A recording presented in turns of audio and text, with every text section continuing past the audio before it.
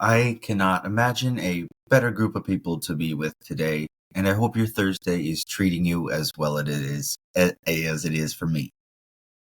I don't have much to chitty chat about before we plop on into the story today. Other than that, I still really want a kitty cat, which is a me problem. Oh, and according to my brother, the platform X, formerly known as Twitter, is apparently cooked. No idea what that meant, but I kind of liked it. As you can tell from the episode title, our focus today follows one unfortunate family and their tragedies along the way. Today, I bring you the story of the Stayner family. My name is Eli, and this is Murder in the Morning.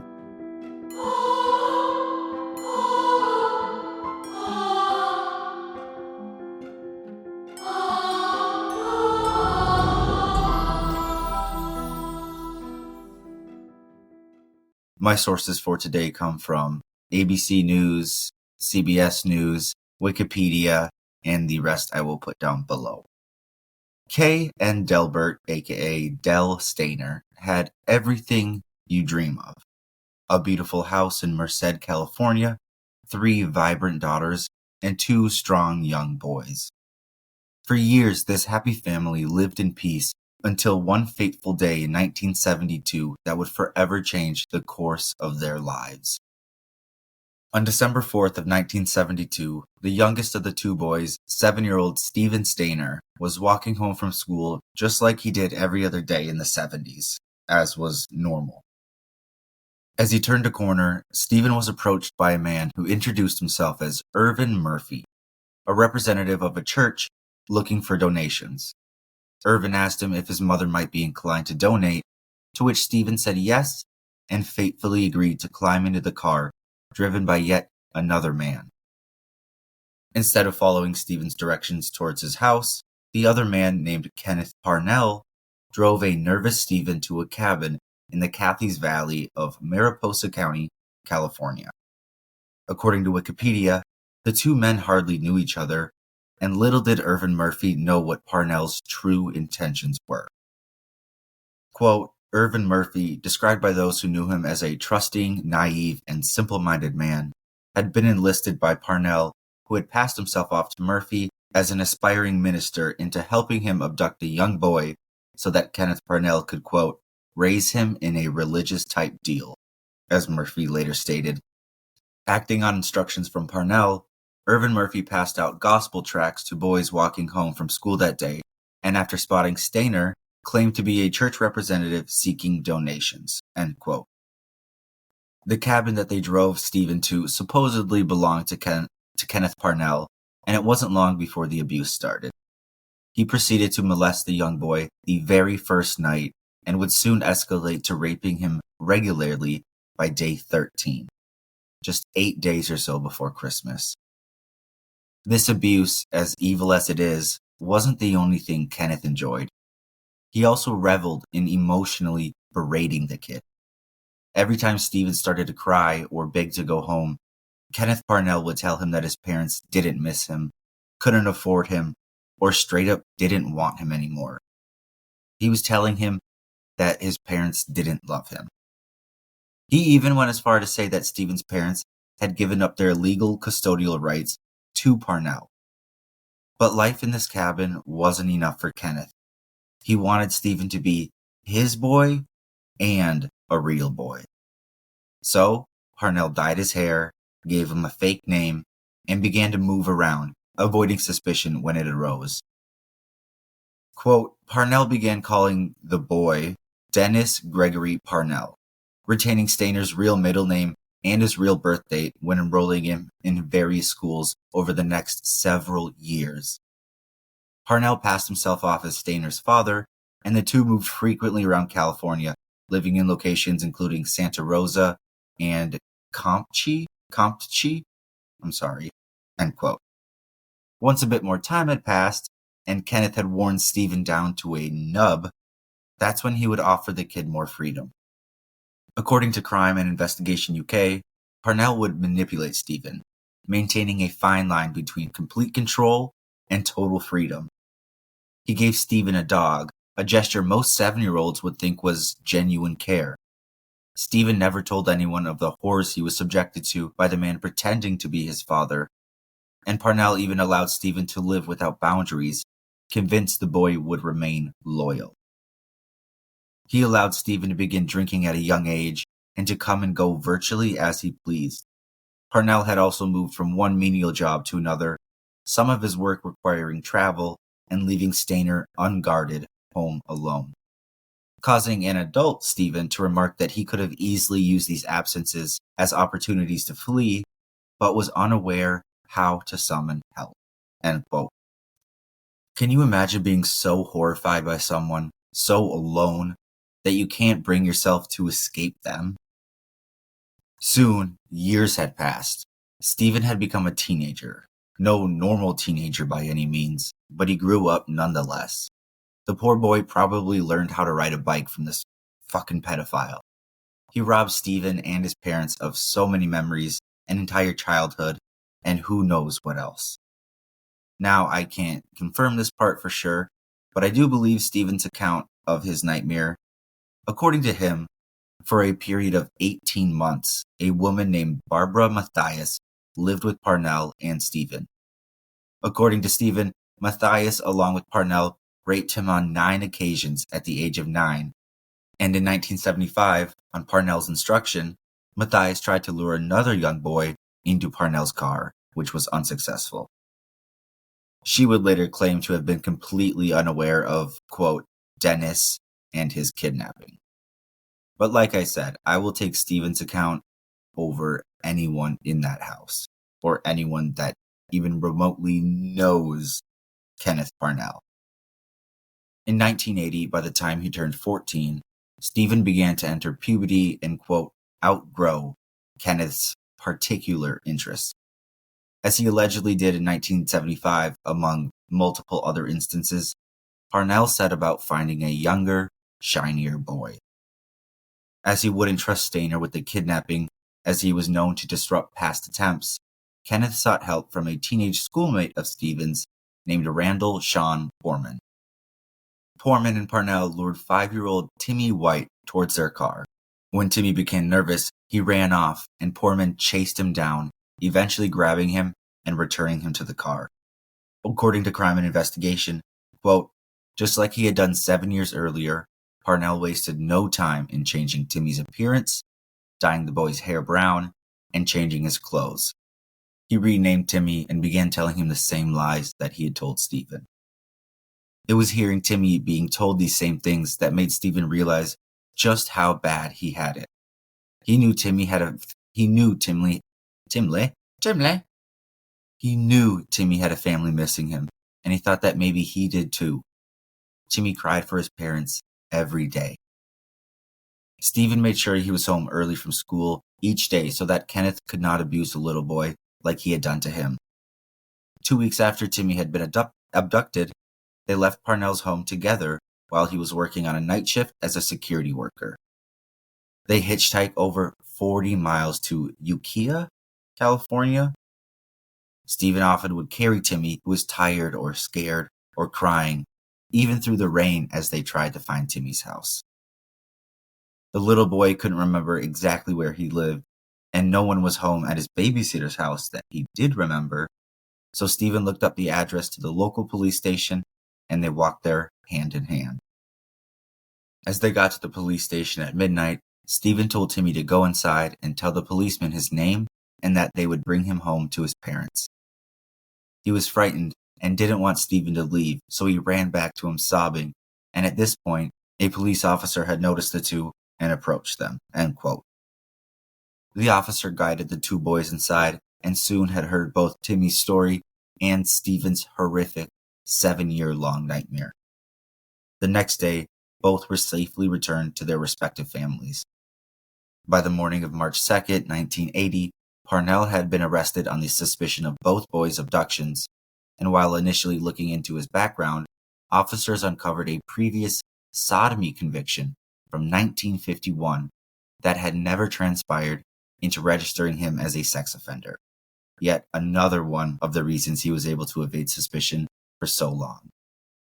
According to Crime and Investigation, over the course of the two separate trials, Parnell's defense attorney stated that Stephen could have left at any time, but chose not to. They said that the kidnapping occurred before California's 3-year statute of limitations, and therefore he could not be prosecuted for that offense. Which, scumbag defenders, first of all. Prosecutors argued that Stephen was a psychological prisoner and the kidnapping was a continuous event for 7 years. One psychologist testified that Kenneth would switch between violent sexual abuse and, quote, extraordinary freedom. Stephen was effectively brainwashed into thinking he had no other option but to stay. He'd come to believe that the life he had with his abuser was the only life he would ever have. He didn't know his family was searching for him. He didn't know they missed him or that they even cared at all. Kenneth Parnell would not be charged with the hundreds of sexual assaults he committed against Stephen and the other boys because they had occurred outside of the jurisdiction of the Merced County prosecutor and took place outside of the statute of limitations. The Mendocino County prosecutors, acting almost entirely alone, decided not to prosecute Parnell for these sexual assaults that did occur within their jurisdiction, which, again, I don't understand. The following summer, Kenneth Parnell was sentenced to 8 years and 8 months in prison for one count of kidnap and 1 year and 8 months for the other. He was sent to prison in February 1982 and released on parole in April of 1985. I mean, what the frick? 7 years of raping a young boy and 2 counts of kidnapping, and that monster only got 3 years. As for Randall Sean Foreman and Irvin Murphy, they were both charged with assisting in a kidnapping and given a lighter sentence. Thankfully, Kenneth Parnell, a creature of habit, was soon back on his bullshit. In January of 2003, he tried to convince a nurse to kidnap a young boy for him for $500. Idiot. He was sentenced to 25 years to life under California's 3 strikes law for solicitation to commit a felony at the age of 72. Timothy White would testify at his trial, and Stephen's earlier trial transcript was also read out to jurors. Kenneth Parnell served less than 4 years of this sentence when he died in January of 2008. As for Stephen and Timothy, good and bad. Timothy went on to live a relatively normal life. As for Stephen, he struggled much more. According to Wikipedia, after returning to his family, Stayner had trouble adjusting to a more structured household, as he had been allowed to smoke, drink, and do as he pleased when he lived with Parnell. In an interview with Newsweek shortly after his escape, quote, Stayner said, I returned almost a grown man, and yet my parents saw me at first as their 7-year-old. After they stopped trying to teach me the fundamentals all over again, it got better. But why didn't my dad hug me anymore? Everything had changed. Sometimes I blame myself. I don't know sometimes if I should have even come home. Would I have been better off if I didn't? End quote. Stephen underwent brief counseling but never sought additional treatment, and he also refused to disclose basically all of the details of the abuse he endured from Parnell. In a 2007 interview, his sister said that her brother did not seek counseling because their father said Stephen, quote, didn't need any. Classic 80s father. She added, quote, Stephen got on with his life, but he was pretty messed up. He was bullied by other children at school for being molested and eventually dropped out. He began to drink frequently and was eventually kicked out of the family home, and his relationship with his father would remain strained, end quote. But then something somewhere along the way must have clicked. In the late 1980s, Stephen married a woman by the name of Jody, and the two went on to have multiple children. Stephen even began working with a child abduction group, speaking to children about the dangers of life in general, and even joined a church. Unfortunately, life would not continue to be kind to Stephen. Just a few years later, as he was getting back on track, in 1989, Stephen was on his way home from a pizza shop that he worked at. He drove a motorcycle, and it happened to be raining that evening. Despite escaping a deranged lunatic at the age of 14, Stephen was no match for a head-on collision. Slamming into a car that pulled out without looking, Stephen was pronounced dead at a local hospital less than an hour after the car accident at only 24 years old. It was said around 500 people attended his funeral, which took place 4 days later in the church that he had joined not long before his death. One of the pallbearers was a now 14-year-old Timmy White. Quote, in 2010, a statue commemorating Stephen's bravery was unveiled in his hometown of Merced.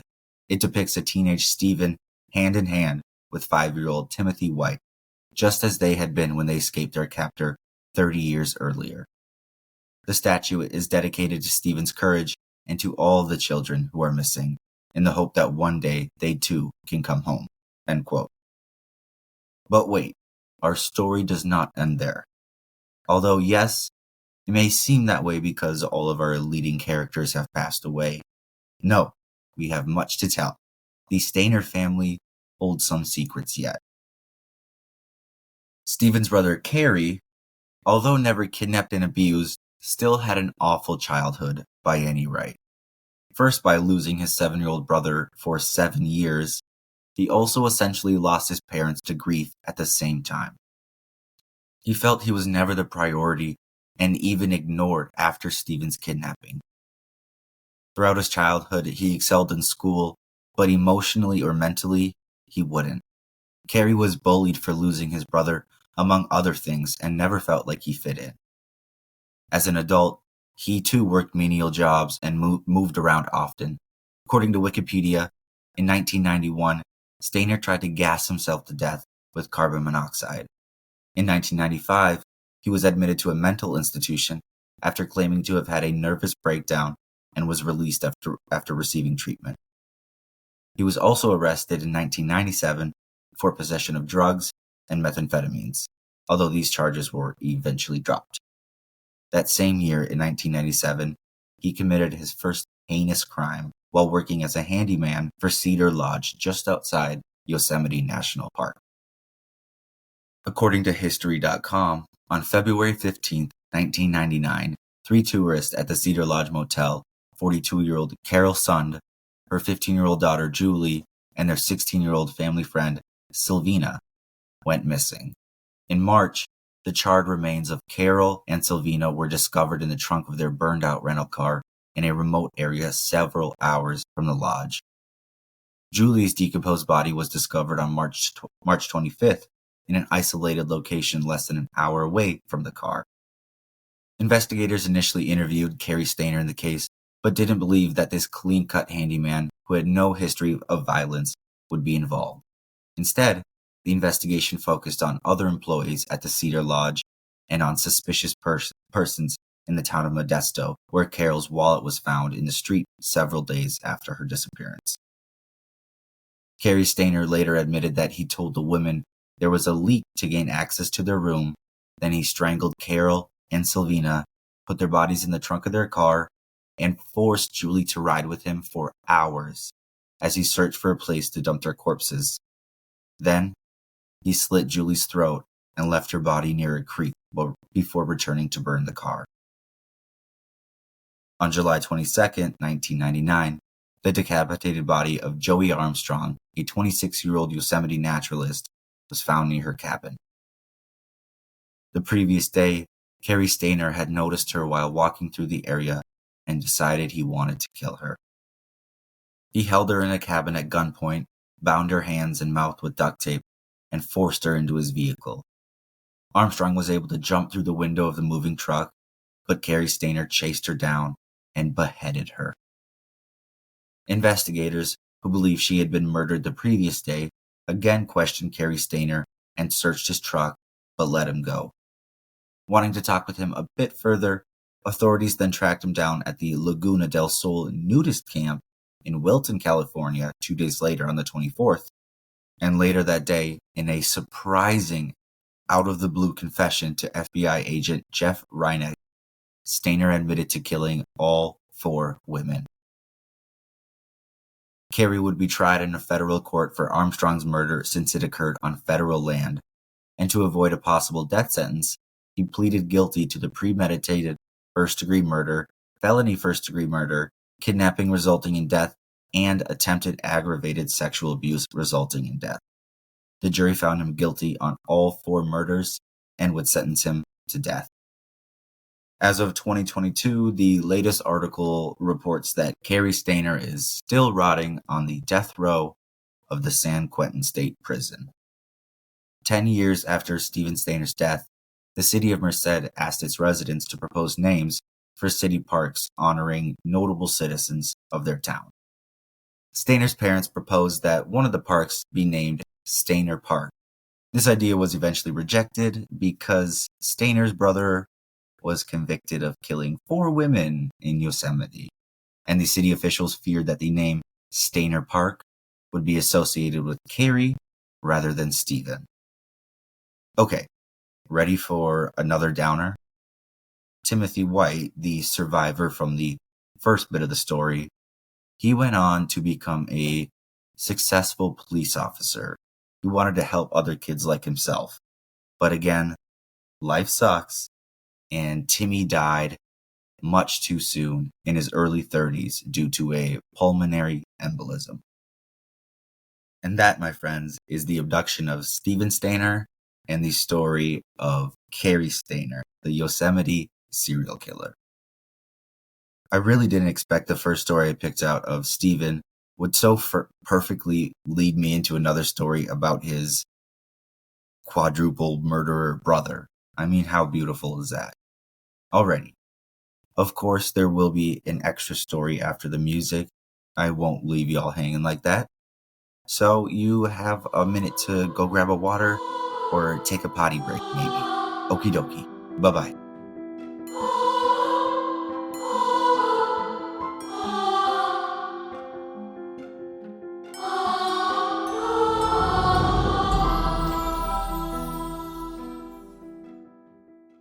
Hey. So, I was going to try to lighten it up for this part since our first story was so dark, but I just couldn't help myself. This is the murder of Becky Bliefnick, written by Megan Brown of CBS News. On February 23rd, 2023, Becky Bliefnick was shot 14 times inside her Quincy, Illinois home. Her father found her body on her bathroom floor and called 911. Becky was a mother of 3 and worked as a nurse at Blessing Hospital in Quincy. She received the Daisy Award, which recognizes the care and kindness nurses provide to their patients. On the night of her murder, Becky Bliefnick was home alone. Her 3 boys had stayed at their father Tim's house about a mile away. Becky and Tim were in the process of getting divorced. Police quickly determined that the killer had broken into Becky's home by prying an open upstairs window in one of the child's bedrooms. Investigators found tool marks on the window that had been pried open. Inside the house, a partial shoe print was found near the point of entry, but nothing appeared to be stolen and neighbors didn't see or hear anything. Small shreds of plastic were found around Becky's body. Quote, "We thought it was unusual when we saw that," State Attorney Josh Jones told 48 Hours. I was like, okay, what is this? When the pieces were examined further, investigators determined that they were remnants of an Aldi grocery store bag. Fucking making me pay for my goddamn cart, Aldi. Pieces of wood from Becky's bedroom door were also found at the crime of the scene, which led investigators to believe that the killer had violently kicked in the door. Police also found 8 spent 9mm shell casings at the scene. They believe the intruder entered Becky's home around 1:10 a.m. on February 23rd because they were able to determine she had tried to dial 911 on her cell phone roughly at that time. She ended up dialing 91126 before her phone was knocked out of her hands as the killer entered her bedroom. Investigators would find her phone on the floor behind her bedroom door. When police began investigating the murder further, they spoke to Becky Bliefnick's, that's a tongue twister in and of itself, I'm sorry, Becky Bliefnick's next door neighbors. They had a security camera set up in their driveway, which ran alongside Becky's house. Their camera didn't capture anything on the night of the murder, but it did capture something unusual about 24 hours earlier. At 1:05 a.m., a person was seen walking down the driveway toward the back of Becky's house, and what appeared to be that same person was seen again 48 minutes later, this time walking in the opposite direction. Officers went around Becky's entire neighborhood trying to find more surveillance video, and they were able to find some from a house and from a bus barn that showed a person riding a bike in the direction of Becky's house right before the murder and in the opposite direction right after. So they have a man walking towards the house and walking away the night before, and the same thing but on a bike. Authorities began to suspect that the person seen on the bike was the same person seen in the neighbor's driveway, because every time a person was seen in that driveway, a person was seen riding a bike down the road just before that. The only problem with the surveillance videos was that the person seen in them was unidentifiable. Investigators could only say that the bike did not appear to have reflectors on the wheels. When Becky's sister and brother-in-law, Sarah and Brett Riley, learned of Becky's murder, they say one person came to mind as the prime suspect: Becky's estranged husband, Tim Bliefnick. Sarah Riley told investigators that Becky and Tim were going through a contentious divorce, and that's when Tim became a person of interest. Divorce documents indicate the couple had been fighting over money, the marital home, and the custody of their 3 children. More than a year before Becky's death, she sent her sister this ominous text. Quote, "If something ever happens to me, please make sure the number one person of interest is Tim, as that is who would do something to me. I'm putting this in writing that I am fearful he will somehow harm me, come after me, or will try to do something to me that takes me away from the kids or the kids away from me. He has already lied multiple times to paint himself as a victim and me as the perpetrator when it is absolutely the other way around. No, I have not sent this to mom or dad, as I don't want them to be out of their minds with worry." End quote. That text was prompted by the murder of one of her colleagues. One of the nurses she knew was murdered by her partner, Sarah told 48 Hours. As the investigation continued, authorities found a bike with no reflectors on the wheels, just like the one seen in those surveillance videos, and the bike was found less than half a block from Tim's residence. After finding the bike and armed with the knowledge of the horrible divorce, investigators executed a search warrant on Tim Bliefnick's house and car as he looked on. On March 13, 2023, just over 2 weeks after Becky's death, Tim Bliefnick, seen in his booking photo, was arrested and charged with her murder. His arrest made national news, in large part because the appearance he made on the game show Family Feud years earlier. You might actually remember this.